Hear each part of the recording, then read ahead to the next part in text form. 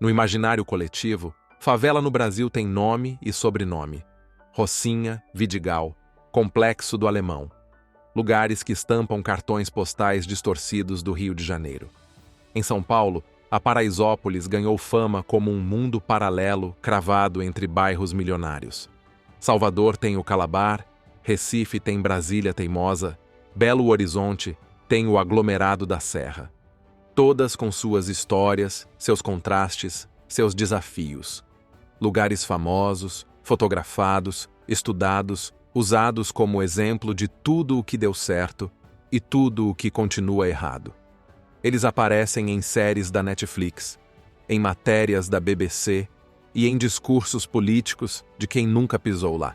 Mas existe uma favela gigantesca que quase ninguém menciona. Não fica nos morros do Rio, nem no coração cinza de São Paulo. Ela flutua, ou quase, em cima de um mangue contaminado, cercada de lixo, rato, maré e esquecimento. Estamos falando do dique da Vila Gilda, em Santos, uma cidade invisível, feita de tábuas, estacas e improviso. Um labirinto de passarelas de madeira podre, onde vivem mais de 20.000 pessoas. Como esse lugar chegou até aqui? E por que, mesmo tão perto de tudo, continua sendo tratado como se fosse parte de lugar nenhum? No Belo Mundo de hoje, você vai conhecer tudo sobre aquela que é, sem dúvida, a maior favela sobre palafitas de toda a América Latina. Um lugar onde o chão afunda e o Estado quase nunca aparece. Número 1. Localização e dados gerais. Antes de entender como é viver ali, a gente precisa localizar esse pedaço esquecido do mapa. O dique da Vila Gilda fica na cidade de Santos, no litoral do estado de São Paulo, sudeste do Brasil. Mais especificamente, ele ocupa uma área conhecida como Zona Noroeste, uma parte mais afastada do centro turístico, longe das praias conhecidas e dos bairros ricos. Para quem nunca foi a Santos, é importante saber: essa é uma cidade litorânea famosa pelos jardins à beira-mar, pelo porto movimentado e por bairros como o Gonzaga, que reúne shoppings, hotéis e prédios de alto padrão. Mas o dique não tem nada disso. Fica colado na divisa com a cidade vizinha de São Vicente, numa região onde o glamour turístico dá lugar a palafitas frágeis, ruas de lama, cheiro de esgoto e ausência total de infraestrutura. E no centro desse contraste, corre o Rio dos Bugres, que um dia foi mangue, mas hoje é basicamente um canal de esgoto a céu aberto. A favela se estende por mais de 4 quilômetros ao longo do rio, e sim, é considerada a maior favela sobre palafitas de toda a América Latina. São mais de 20.000 pessoas vivendo, literalmente, em cima da água. As casas são sustentadas por estacas de madeira fincadas no mangue. Não tem fundação, não tem calçada, não tem rua. O que liga uma casa à outra são tábuas estreitas, improvisadas, que mais parecem passarelas suspensas no nada. E por baixo delas corre uma mistura de água suja, lixo e risco. A sensação é de estar em outro mundo, um mundo paralelo, onde a cidade termina e começa um improviso coletivo que sobrevive por conta própria. Tudo ali é precário. A luz vem de ligações clandestinas, a água chega em galões ou por caminhões-pipa, e o esgoto vai direto para o rio. E mesmo assim, é ali que milhares de pessoas acordam todos os dias, colocam o chinelo e seguem a vida em cima da maré. Mas como é que tudo isso começou? Quem foi que decidiu morar em cima da água?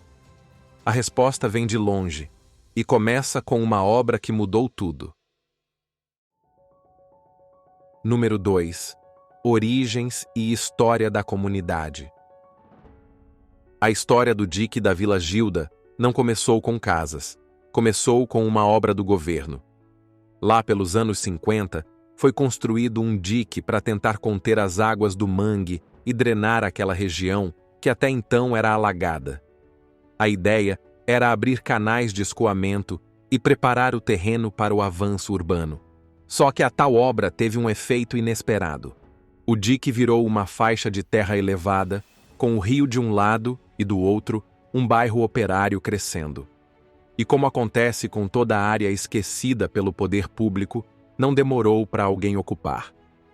No começo dos anos 60, apareceram os primeiros barracos. Eram só algumas famílias, gente simples, sem acesso à moradia formal, que aproveitou aquele pedaço de chão seco para construir um canto para viver. Essas famílias vieram de vários lugares. Algumas do próprio entorno, como o Matadouro, um antigo bairro popular ali perto. Outras de bairros mais pobres da cidade, e também de estados vizinhos, como Minas Gerais e Bahia. Muita gente chegava ali atrás de trabalho no Porto de Santos, na pesca ou na construção civil. Mas com os aluguéis fora da realidade e pouquíssima oferta de habitação popular, o improviso virou regra. Primeiro, vieram os barracos em cima da terra firme. Depois, quando não cabia mais ninguém, começaram as palafitas. Casas erguidas sobre estacas de madeira, fincadas direto no mangue, avançando sobre o rio. Cada casa nova era montada com o que tivesse: madeira velha, telha de zinco, compensado, lona. Nada de fundação, nada de planta aprovada. Quanto mais precária a construção, mais distante da margem. O dique foi se esticando, tábua por tábua, até virar uma cidade flutuante. Nos anos 70 e 80, a ocupação se espalhou de vez. A cidade de Santos crescia para fora, com avenidas e prédios, mas as periferias cresciam para dentro, para o meio do mangue. E o dique virou sinônimo de esquecimento. Um lugar que não aparecia nos mapas, mas já abrigava milhares de pessoas. Tudo fora da lei. Tudo fora do radar. E como acontece com qualquer território sem dono oficial, acabou virando terra de ninguém. Ou melhor, terra de quem não tinha mais onde ficar. A prefeitura sabia, a imprensa sabia, mas ninguém fazia nada, porque intervir ali era caro, dava trabalho e não rendia voto. Foi assim que, sem planejamento, sem apoio e sem estrutura, o dique da Vila Gilda se tornou o que é hoje, a maior favela de palafitas da América Latina, nascida de uma obra pública e criada à base de esquecimento. Número 3. Vida cotidiana dos moradores. Viver nesse lugar é como caminhar todo dia num campo minado, só que de madeira podre. As casas são suspensas sobre estacas fincadas no mangue e tudo em volta parece prestes a ceder. As passarelas que ligam uma casa à outra são tábuas estreitas, mal pregadas, que rangem a cada passo. Crianças correm ali como se fosse normal. E para quem vive ali, é. Não tem rua, não tem calçada, não tem coleta de lixo. A água potável chega em galões quando chega. A luz, na maioria das casas, vem de gambiarras puxadas dos postes. É tudo improvisado. A vida acontece em cima da maré. Tem dia que o rio sobe e entra pela porta da frente.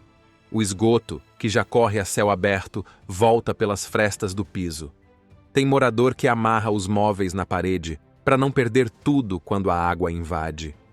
Outros levantam o chão com cimento e tijolo, tentando escapar da próxima enchente. E mesmo com tudo isso, a comunidade se vira. Tem mercadinho, tem bar, salão de beleza improvisado. Vizinho ajuda vizinho a consertar a tábua da ponte. Um empresta o botijão de gás, outro divide o balde de água. A solidariedade segura o que o Estado abandonou.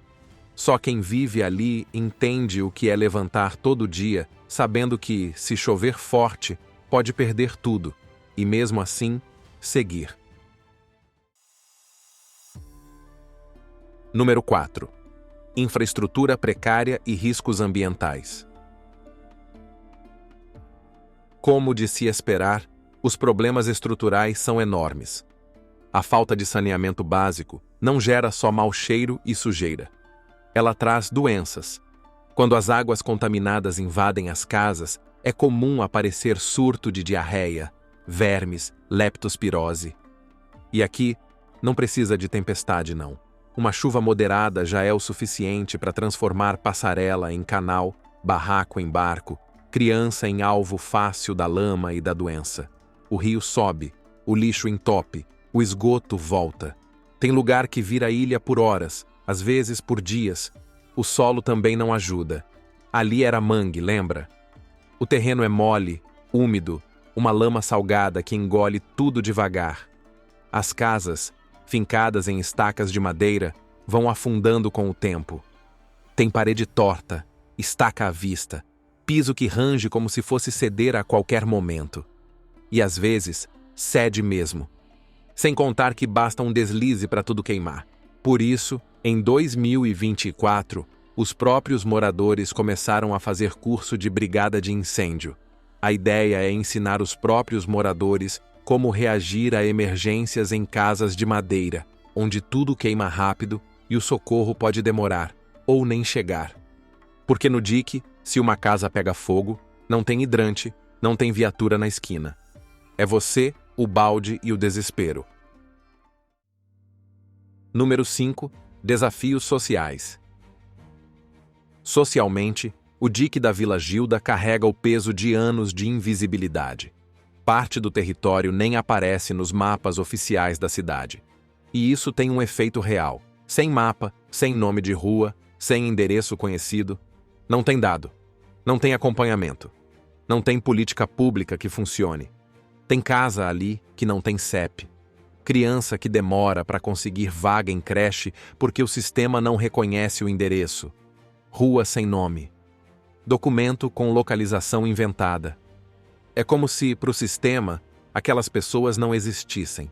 Moram num pedaço da cidade que oficialmente não é cidade nenhuma. Os jornais já chamaram o dique de bairro esquecido. E se a gente pensar bem, não é exagero. Enquanto as famílias da parte nobre de Santos têm saúde, escola e transporte a poucos quarteirões, ali o acesso é precário. A diferença aparece até nos números.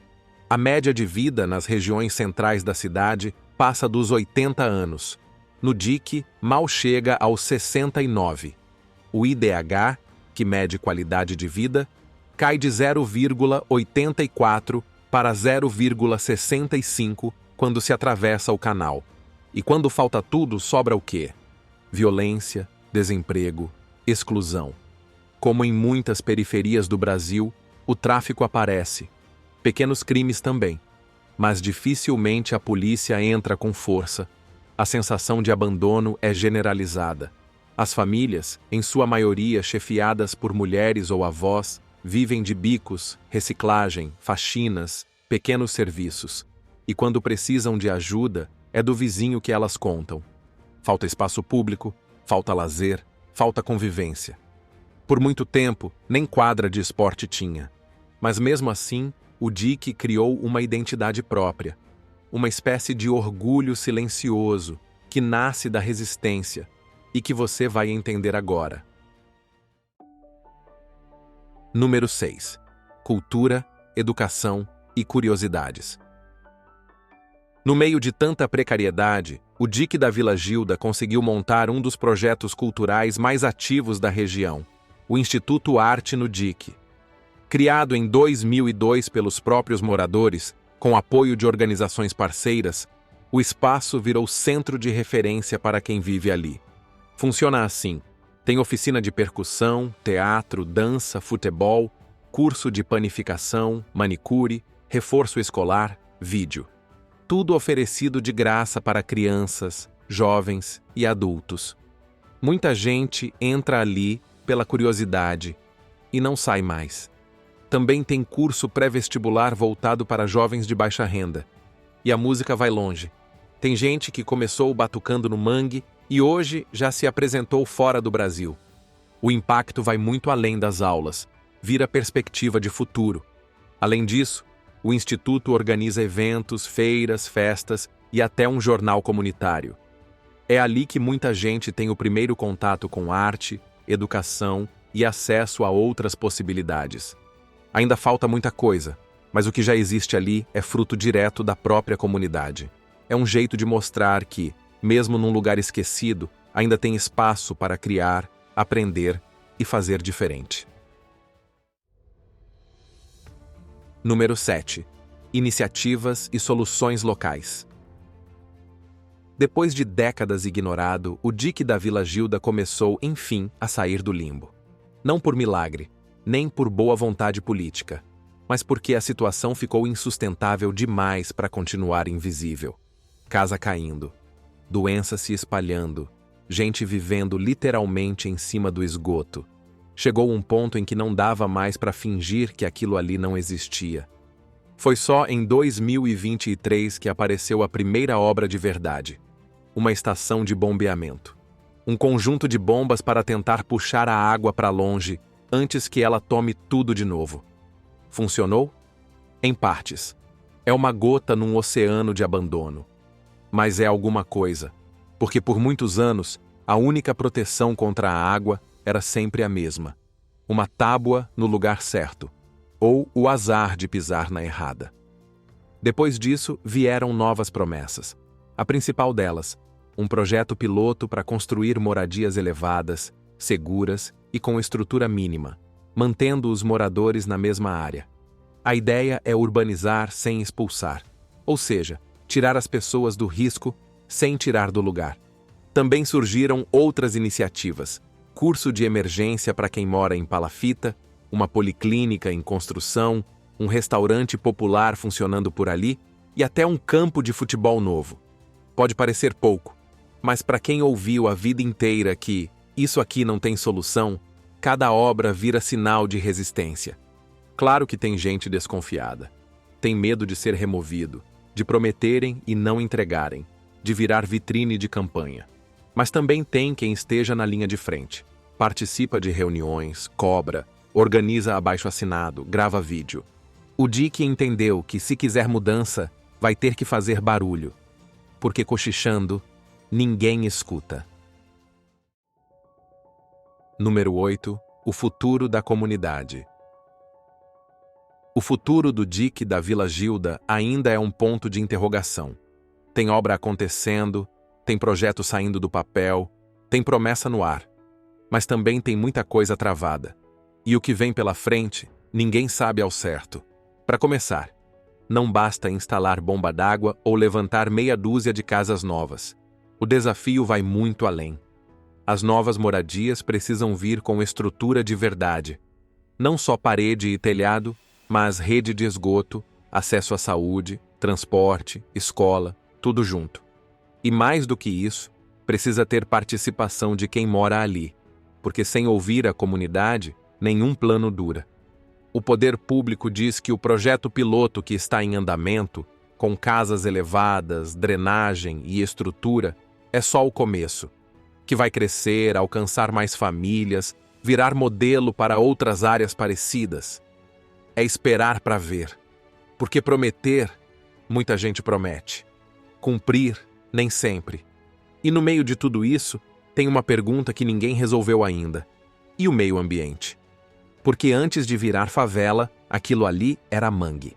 Um ecossistema protegido, cheio de vida, que servia como berçário natural e filtro da água. Hoje, boa parte dele está coberta por madeira, esgoto e lixo. E isso gera um dilema real. De um lado, mais de 20 mil pessoas vivem ali porque não tem para onde ir. De outro, o lugar é considerado área de preservação. Tecnicamente, nada daquilo deveria existir. Só que não dá para simplesmente tirar todo mundo. E deixar como está, também não dá. O mangue morre e quem vive em cima dele morre junto. A saída tem que ser outra. A ideia discutida hoje é urbanizar sem destruir. Fazer moradias seguras, com drenagem, esgoto, estrutura e, ao mesmo tempo, recuperar pedaços do mangue, criar áreas verdes, fazer a cidade conviver com a natureza e não eliminar uma ou outra. Mas entre o discurso e a prática, tem um buraco grande. Falta verba, falta vontade, falta fiscalização. Por enquanto, o que existe é um plano piloto. E se funcionar, pode virar referência. Mas se empacar, vai ser só mais uma promessa que não saiu do chão. E quem mora no dique já viu esse filme antes. Mas e você já conhecia essa comunidade? Já tinha ouvido falar do dique? Comenta aqui o que você achou. E se quiser ver mais histórias como essa, que mostram o lado invisível de lugares que existem de verdade, Já se inscreve aqui no Belo Mundo. Muito obrigado pela companhia. A gente se vê no próximo vídeo.